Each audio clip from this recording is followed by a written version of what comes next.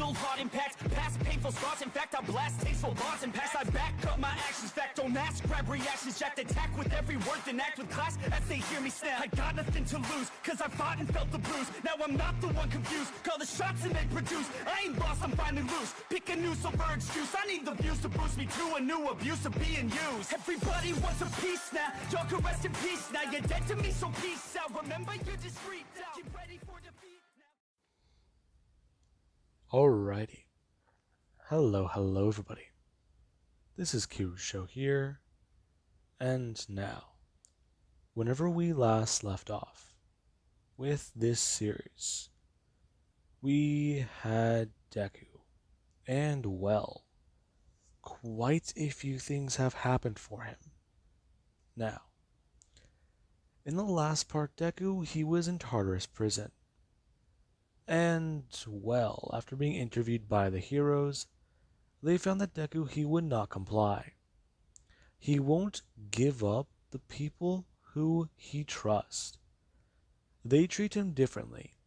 He's not treated as the son of a pro hero. He's treated as himself, where he is in the Meta Liberation Army. Now, the heroes, they wanted Deku to comply, and they kind of didn't get that. Now, while Deku was in jail, All For One, he basically brainwashed Deku's parents into serving him.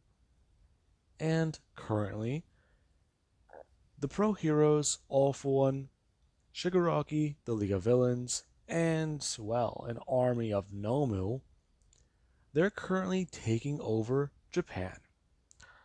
Them encountering resistance from pro heroes. As things here do start to get bad. This is the way things do go. In the first or the beginning, pro heroes, they were actually doing quite a bit. What happened was this. The pro heroes, they were in such a high number and high regards that they can be just thrown towards the danger. However, the same thing can be said for the Nomu. They're an endless army that can be produced and manufactured. So they're basically just cannon fodder. You can have 10 destroyed and make 20 the next day. It doesn't matter. Every time you take down one, 3 will take its place. And that's how things do go. The heroes, they don't have that advantage. When a pro hero dies, it's replaced by another person.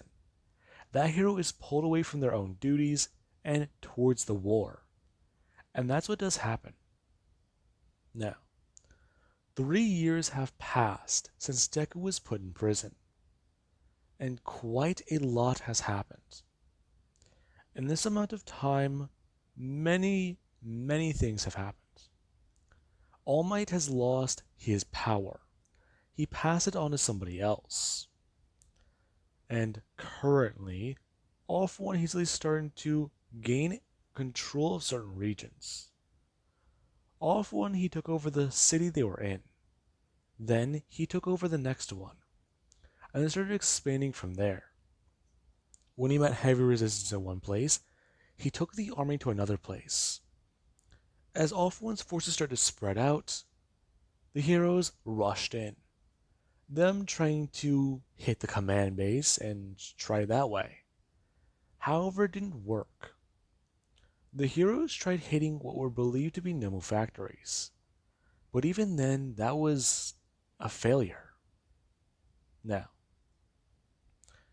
a lot of things have happened, and this is where we actually pick up with Deku, where today he does wake up and open his eyes. As he does so, he does immediately go to roll down to the floor and start doing push-ups. As he does just try to think about what day it could be. If he is correct, it's going to be my 19th birthday in a few weeks? Or has it already passed? Shit. They don't tell me anything here.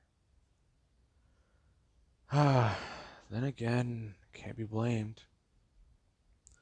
Heroes do keep trying to talk to me and make a deal with me. But even then, that doesn't really work out for them now, does it? This being what Deku he does think, as he does just wonder if the heroes are actually winning. Have they won? He's heard chatter from the guards. Some are still talking about it. Apparently, they've tried leaving All For One alone. If they don't make any advances towards the area he's claimed, will he leave that alone?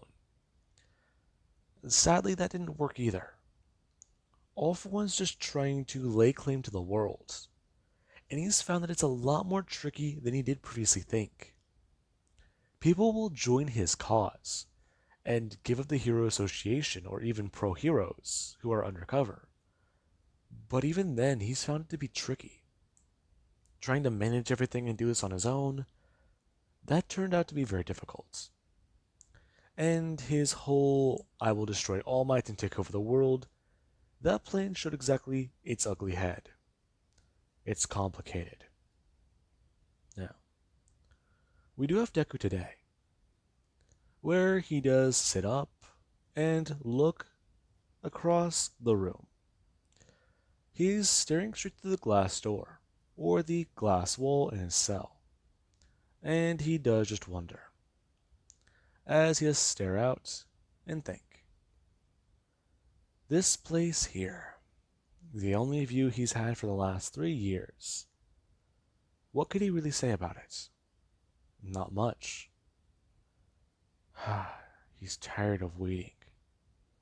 He's had that thought every day. They'll come for him. They're planning to. They're not going to leave him to rot here for the rest of his life. It's almost funny. I wonder how they're doing. Are they going to the proper school? Are they eating enough? Are they having trouble? Are they safe? Mine too.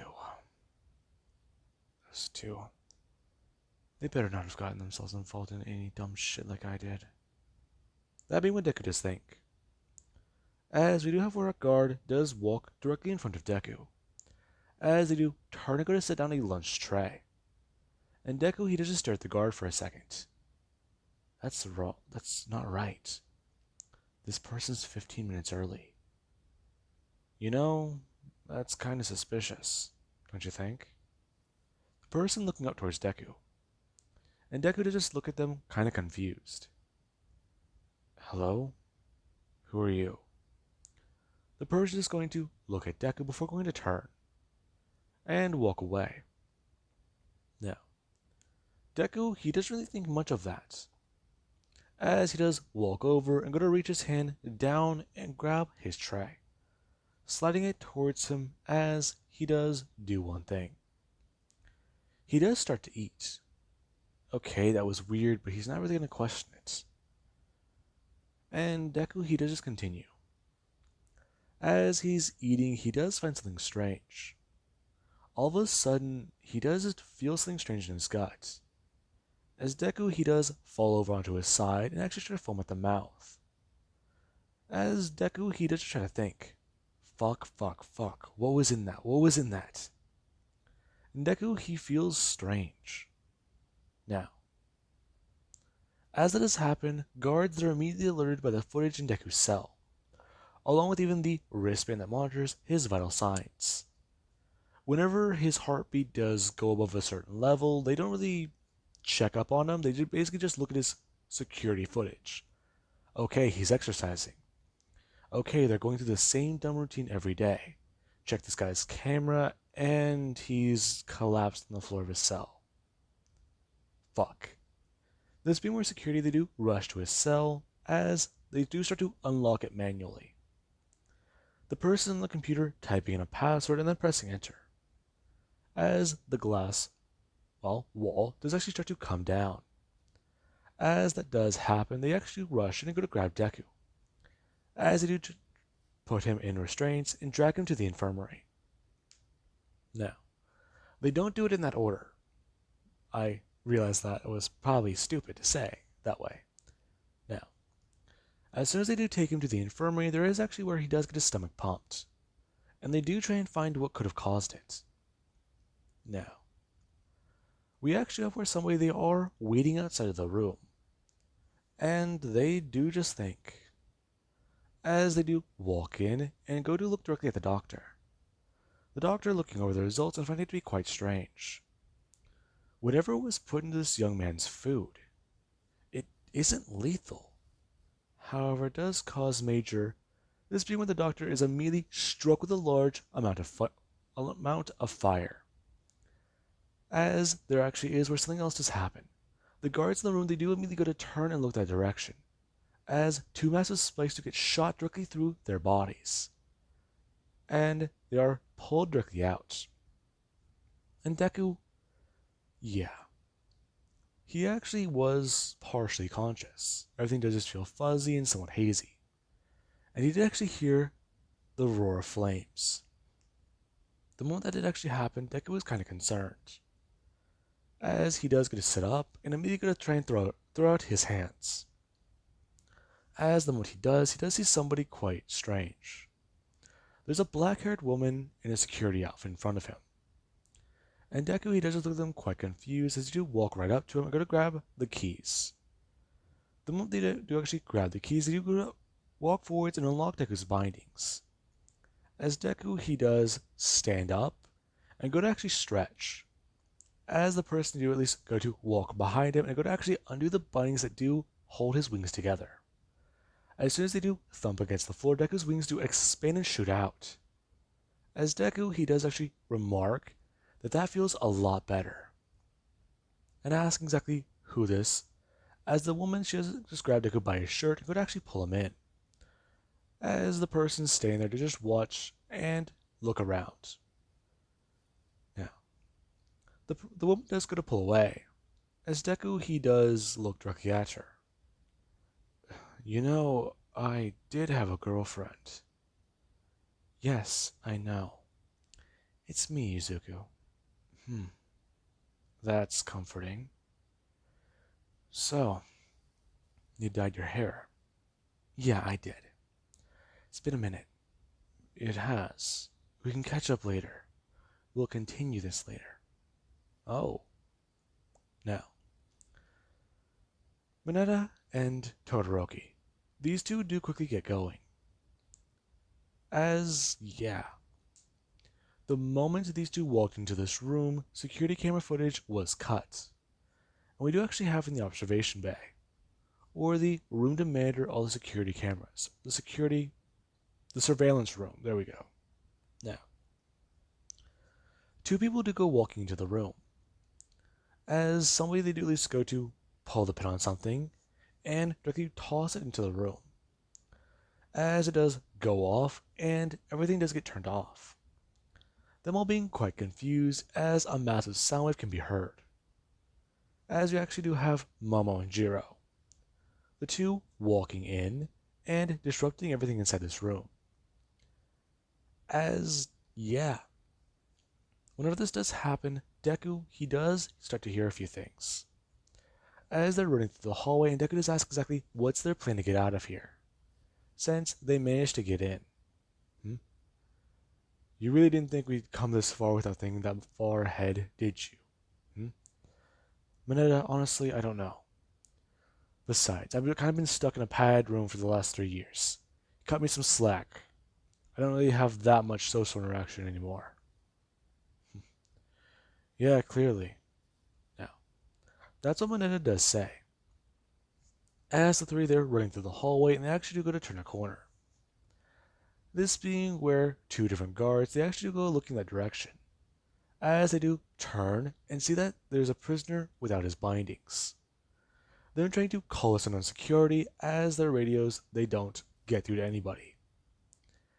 This being where Deku, he does just see that. And he does start to put things together. Surveillance cameras are down right now. This being the two security guards, they actually go to rack their weapons and then bring them up to point of the three. This being where Deku, he does just ask if they have a plan, as you actually have Mineta, who he does step forwards and directly in front of everybody. bringing up his hands as Deku does watch something strange happen. Mineta's hands do immediately turn into a flat surface, as he does go rushing forwards. This being where the men they do directly go to fire the bullets directly into Mineta. Now, Mineta and his body, they do actually take these bullets, him being shot in the chest, along with even in his hands. As whenever Mineta does get up to the security guards, he does actually have his, well, flattened palms turned back in a giant fist, as he does throw one backwards, directly smashing a security guard, sending him flying across the room, before actually going to side punch a security guard, smashing him directly into the wall, before turning back around and looking at Deku, before the bullets actually just go falling out of his body, and then Mineta's body does go turning back into a human's. Okay, are we done? We gotta go now. Since when the fuck could he do that? Apparently that's new. Now come on. The three continue to run, as we do actually have, let's just say, in a garage, where they're getting ready.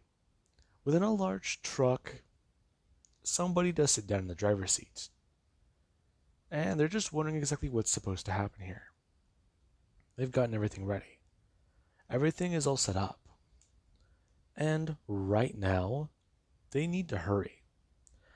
The window is closing, and if they're not here within that few minutes, then everything's going to get bad. This being where two people do actually come running into the garage and actually come into the vehicle. Them climbing up inside the truck as the person is turning the driver's seat. Okay, you're here. Let's see. Fuck, we're still missing them, aren't we? Yep. But you gotta give it a minute. Things are about to get a little bit dark.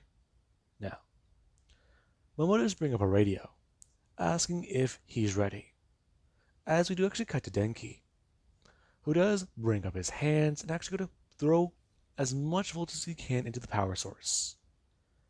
As Tartarus prison, it does short circuit, and the lights do go out, as emergency power does turn on.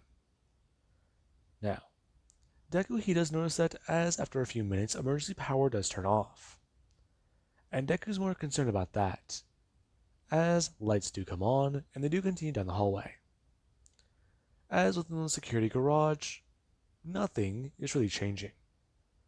With the fact that there's no power to anything, cells that, well, were like Deku's, they're all turned off. Nothing can be locked electronically anymore. And everything is set the way as it is right now. This place is basically frozen while it's in lockdown, or turned off at the moment. And we do actually where Deku he does run into the parking garage and look around to see where they're going. As he's guided towards a vehicle and he does actually go to jump up. Deku actually getting into the back of a large truck as they're just waiting. Okay, we need to hurry. So that everybody, we're still missing Denki. Shit. Now, we actually do have Denki, who, after a few minutes, he does come running out, as he's holding a metal disc, and he does just go throwing it down towards the ground. As he does step on it, he does immediately start sliding and flying into the air, as he does fly past the truck and through the opening, as the truck does take off through the gates. Now, this is all quite strange. Deku, he's kind of confused as to what's happening here. Clearly he's been broken out, and that's good. But, well, today wasn't how he expected it at all. And he's just kind of confused. Now, with that Tartarus prison, they do try to get everything back up and ready. As the truck was leaving across the bridge, we actually have a car that was heading towards the prison. As whenever the two do pass one another, you do actually have a pro hero just turn his head, as he does just wonder why that vehicle is leaving, since it's out of the ordinary. What's going on? This being where he actually does think for a minute before just disregarding it. It must be an emergency transport. That would make sense. As All Might, Aizawa, and another pro hero, they at least do continue the drive. And we actually do cut to a few hours later. where Deku, after, well, getting changed out of his prison garbs, and at least feeling fresh air for the first time in 3 years, along with even an actual good-ass meal, and a proper shower, and a proper bathroom, he does find this to be amazing. He's drinking the fresh air like it's booze, and he cannot get enough of it. As we do currently have where Deku, he does actually get approached by Todoroki. And Deku, he does turn to see her, as she's still wearing the makeup from earlier. Hmm? Todoroki. Hey, it's good to see you again. Likewise, but I'm just kinda confused. Ridestro didn't come? Hmm? No, he thought it would be dangerous. What? Yeah, he didn't say we couldn't. He said if we found out how, he'd give us whatever we could. In fact, a lot of the stuff we used to get you out of there was his. Some was Monsieur, or some was Momo's. But a majority of it, the truck, everything else, and stuff like that, was all him. So he did have a big impact in this. It's just executing was all our idea. Okay. Second question, why do you look like that? Hmm? Like what? Well, for starters, Deku's just bringing his hand up and going to actually drag his thumb directly under her eye, asking why she's covering her face. Uh, well, it's a noticeable scar, you know?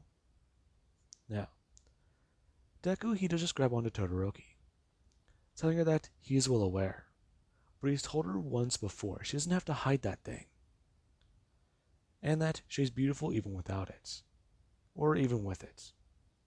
Now, Todoroki, she's actually, well, kind of caught off guard by his words, as she does wrap her arms around Deku, and the two do begin to make out. As we actually do have Denki, who he did step outside to try and talk to his best bro. However, whenever he did actually open the door and see these two, he did just decide, yeah, I'm just gonna come back later. Now, with that being said, Deku, he is informed about everything that's gone on, and he's quite surprised. All Might retired in this time. Holy shit. And then there's another problem. With the amount of heroes that are being thrown at the problem, crime is on the rise. And All For One, he's kind of just trying to hold on to what he has control of right now. Right now, the Liberation Army, they believe that All For One, he's trying to create a larger Nomu factory. If he can mass produce Nomus in a much larger number and scale, that's going to turn the tides of the battle. And that is not something they do want. So right now, they do have a few ideas for what they can do. And in fact, if they can execute it properly, they can save the day. They can turn the citizens against the Hero Association in Japan. And from then, things can change. They'll have the control of the Hero Committee. And from then on, they can make the laws. It's quite a simple thing. Deku, hearing he does understand Ridastro's idea.